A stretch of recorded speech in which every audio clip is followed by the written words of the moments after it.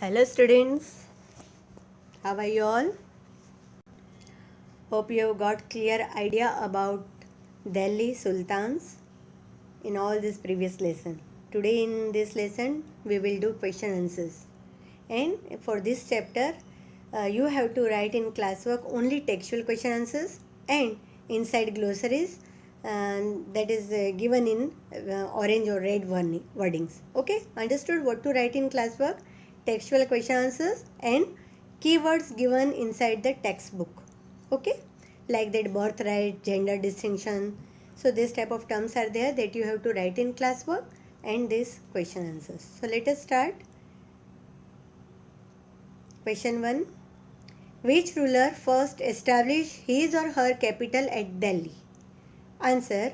The Tomara Rajput were the first rulers who established their capital at Delhi. Second question.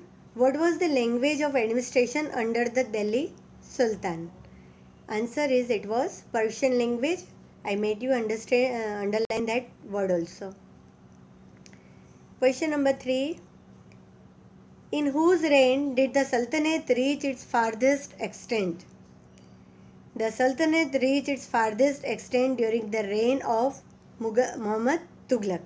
No doubt Alauddin Khilji was more successful, but when we are talking about that expansion, that in the rule of Muhammad Tughlaq, Delhi Sultanate reached at its farthest. Question number 4. From which country did Ibn Battuta travel to India? This thing is given in that box. So I will request you to read that box. In that they have written about this, how this chronicler wrote about him. The answer for this question will be Ibn Battuta belonged to Morocco, Africa and traveled to India. According to the circle of justice, why was it important for military commanders to keep the interests of the peasantry in mind? Peasantry means farmers. Peasantry was the backbone of the entire kingdom, because at that time the main occupation of the people was farming. So peasantry was main occupation. If peasantry interest is not saved, then how can kingdom save? That's why the peasantry is very most important. So you have to reflect that thing in your answer. Peasantry was the backbone of the entire kingdom. The king could not do anything without it because it was the source of revenue. The soldiers got the salaries which came from this revenue. Hence, it was necessary to keep the peasants prosperous and happy, because only then they could be able to pay revenue. Now, it became clear why the military commanders kept the interests of the peasantry at top. What is meant by internal and external frontier of the Sultanate? Right, whenever we are using Sultanate means all this Delhi Sultans dynasties. So in short it was called Sultanate. The internal frontier means the hinterland of the garrison town, and the external frontier means the areas beyond the hinterland of the garrison town, means external, outside of the control area, and here internal means around the area of the control. So whatever they did to expand their territories, there were two types of campaigns: internal frontier and external frontier. So in my second video you will find the detail of internal and external frontier, but here just you have to write the meaning of both. Question number 7. What were the steps taken to ensure that muktis perform their duties? Why do you think they may have wanted to defy means not followed, the orders of the sultans? Okay. First, let us understand the steps taken are given below. Accountants were appointed by the state to check the amount of revenue collected by the muktis. Second, care was taken that the muktis collected only the tax prescribed by the state and not more than that. Because many times it's happened that in the grave of that more and more income, they can ask more revenue from the peasants.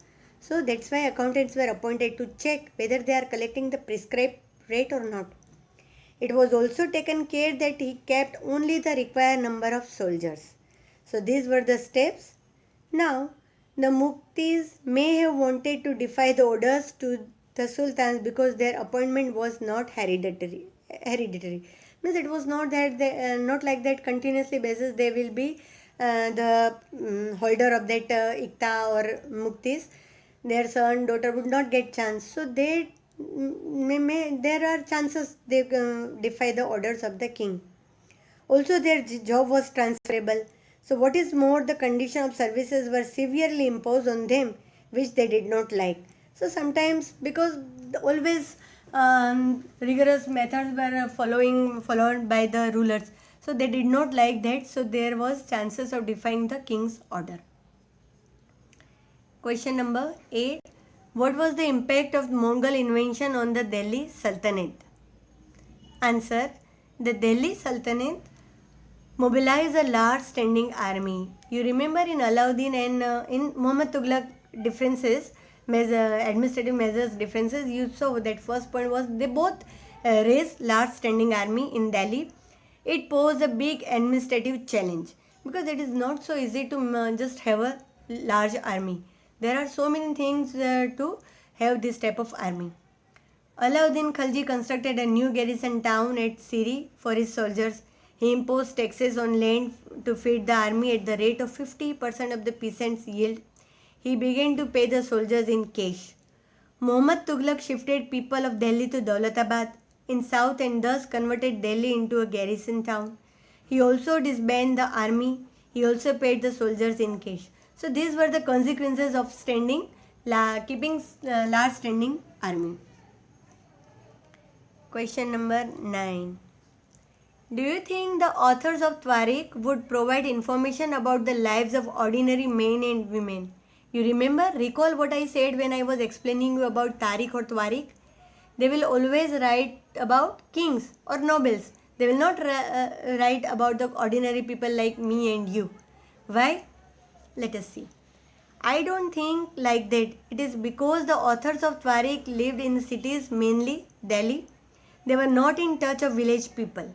They often wrote their histories for Sultan in the hope of rich rewards. Right? If they will write about ordinary people, they will not give any rich reward. They will not give them gold, silver, land. Right? They had nothing to do with common people. Hence, it was obvious that the information provided by them would lack ordinary men and women. Question number 10. Razia Sultan was unique in history of the Delhi Sultanate because she was only one women ruler. Do you think women leaders are accepted more readily today? Yes, I think like that.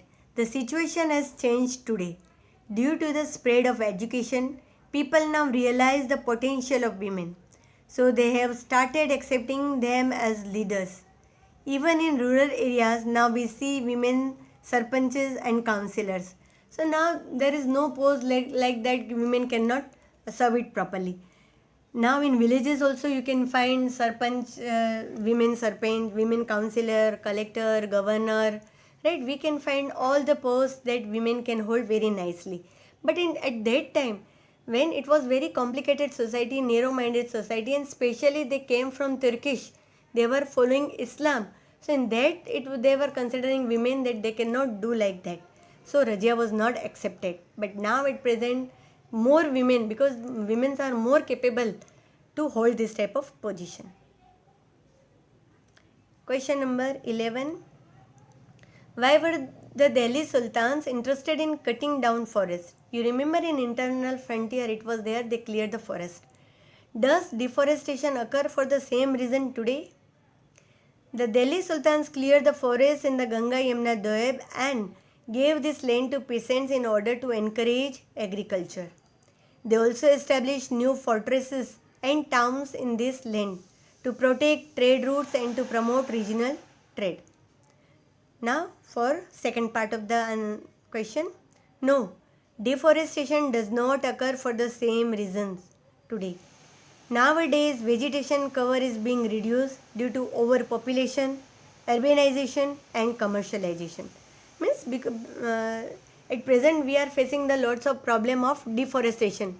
But this deforestation is not because of agricultural land. It is because they wanted more land for commercial purpose, for making more and more city, for industries, and all these things require for the overpopulation. So the reason is different. In your textbook there are total 12 question, but 12th question it is a open ended question, so we are not doing here. But till 11 question, 1 to 11 question you have to write in classwork. No doubt it is little long, but chapter demand like this that all these questions are important.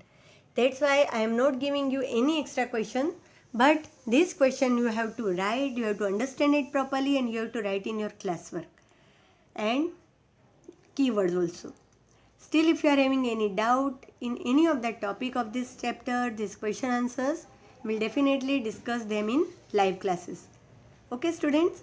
If you are finding any problem in writing answer, you can have screenshot.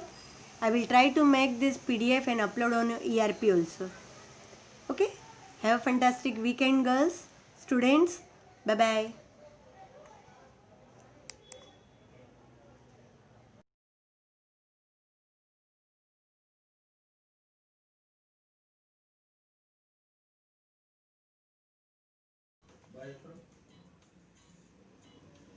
Welcome, Jagdish. So nice to see you again. Hello. You must be JC. Yes, this is my son JC. I hope you don't mind that he came along. No problem.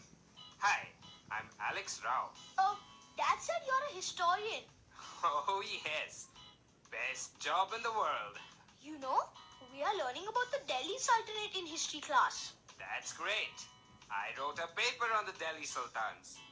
Did you know that the Sultans often appointed slaves to high posts? I thought slaves were only used for doing work, like carrying stones to build pyramids in Egypt. The Delhi Sultanate was different. Sultans purchased special slaves called bandagan, who were carefully trained for important military posts. Bandagan? Yes, it's a Persian word. I don't get it. Why would the sultans use slaves? Good question. You see, sultans trusted their slaves completely. What exactly do you mean by trusted? Well, since the sultans were responsible for taking care of their bandagan, they knew that the bandagan would be loyal to them. It is said that the slaves could be trusted more than one's own son. All the sultans use bandagan? Sultan Iltutmish was best known for using special slaves. What about the other sultans? The Khalji and Tughlaq dynasty continued the use of bandagan and also raised people of low-class birth. I'm sorry I can't answer all your questions, JC. I have work to do now. Yes, Mr. Rao and I have an important business meeting. You can stay here and look at whatever you want.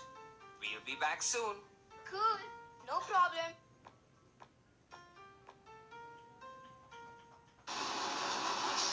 Hello, do you work for the Delhi Sultanate? Yes, I do.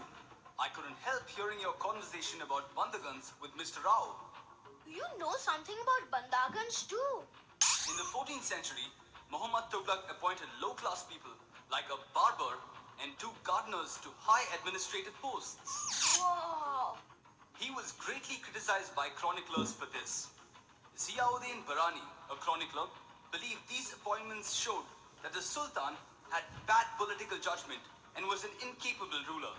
I am a military commander and a mukti of the Delhi Sultanate. What's a mukti? A mukti is a governor of a territory. We have to maintain law and order in the land we govern. Cool. You have your own territory. Yes, the land we are in charge of is called Iqta, and we are called muktis or iqtidars. A mukti carries out military campaigns in the Iqta he governs over. He also collects revenue. What is revenue? Revenue is the tax that people must pay to the government. How much revenue do you collect? Actually, the sultans appoint accountants to check the amount of revenue collected by muktis. Accountants ensure that excess state taxes are not collected. So, muktis do not have independent powers? Well, JC, a certain amount of control has been exerted over muktis, especially during the Khalji and Tughlaq dynasty. How is that done? Firstly, accountants make sure that we kept the required number of soldiers. This taxes to help you carry out military campaigns. Yes, the Khaljis and Tughlaqs also make sure that our posts cannot be inherited by our family. So your son can't be a Mukti. Right. To ensure that Muktis work efficiently, we are rotated often. We are not allowed to stay with one Ikta for long. That seems like too much trouble. It is thought that by rotating Muktis and disallowing inheritance of posts, Iktas can flourish without any problems or conflict. Ah, I get it. Our class teacher often rotates us so that we always have new partners. And because of that, we all fight less. There are also other changes in the administration under the Khaljis and the Tughlaqs. Local chieftains of hinterlands, known as Samanta aristocrats, are not allowed to collect taxes anymore. The hinterlands? Once the hinterlands became part of the Delhi Empire, the chieftains had to accept the Sultan's authority. This signifies that revenue collection and assessment is now under the control of the Sultan. I have some revenue to collect now, JC, but it was nice talking to you. Same here. I should look around Mr. Rao's hall some more. Mehdi, what are you doing here? I thought you only stay in my Encyclopedia of Indian History. Hello, JC. What can I say? I love to travel. Are you still writing histories on the Delhi Sultanate? Oh, yes, of course.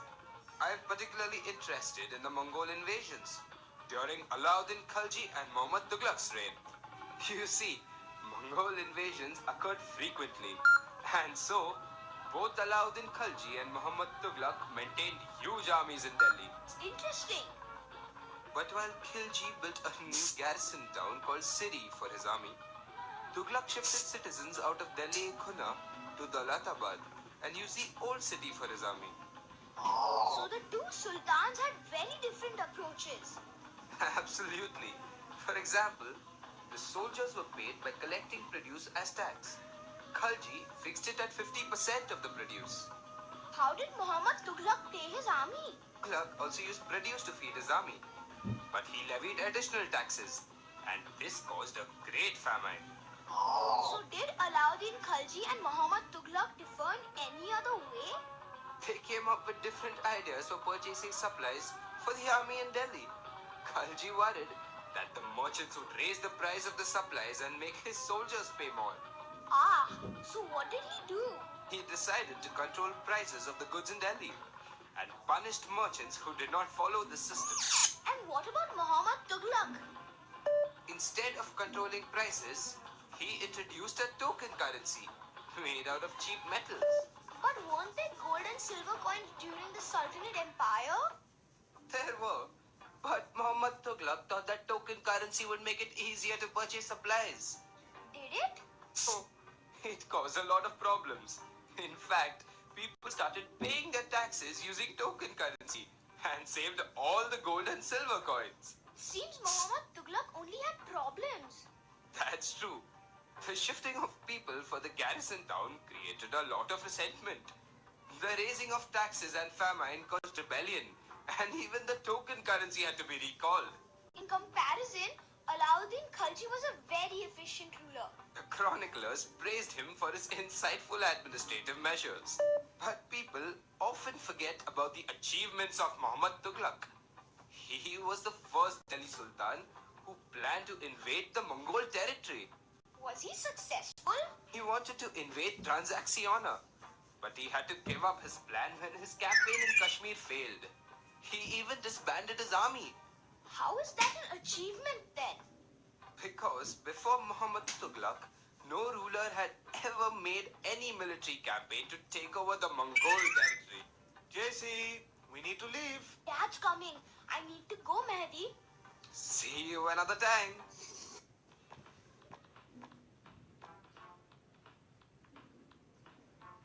I hope you want to board, JC. Not at all. You have a very cool house, Mr. Rao. Mr. Rao has inspired me greatly, Dad. I'm glad I came. Oh, so you want to be a historian when you grow up? Oh, a Mukti. Mukti?